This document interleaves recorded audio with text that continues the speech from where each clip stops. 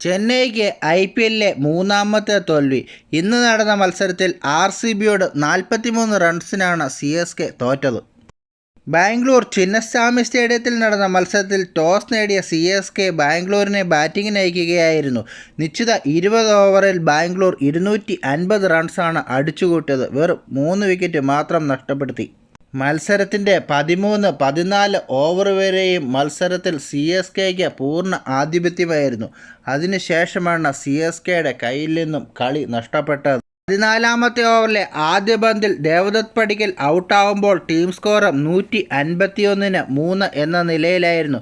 അവിടെ നിന്ന് ഒത്തുചേർന്ന captain പത്തിദാറും Tim ഡേവിഡും ചേർന്നാണ് RCBക്ക് കൂറ്റൻ സ്കോർ സമ്മാനിച്ചത്. 25 ബോളിൽ 8 സിക്സും 3 ഫോറും ഉൾപ്പെടെ 70 റൺസാണ് ടിം ഡേവിഡ് അടിച്ചത്.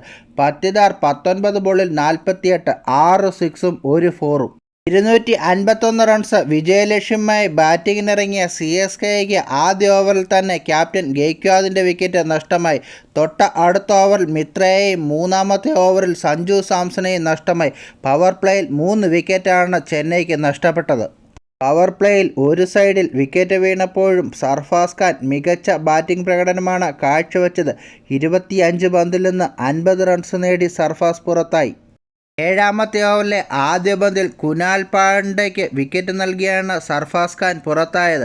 കഴിഞ്ഞ കളിയിൽ മികച്ച പ്രകടനം നടത്തിയ ഓവർട്ടൺ 16 ബോളിൽ 37ഉം പ്രശാന്ത് വീർ 29 ബോളിൽ 43ഉം ശിവം ദുബെ 13 ബോളിൽ 18 റൺസും എടുത്തു.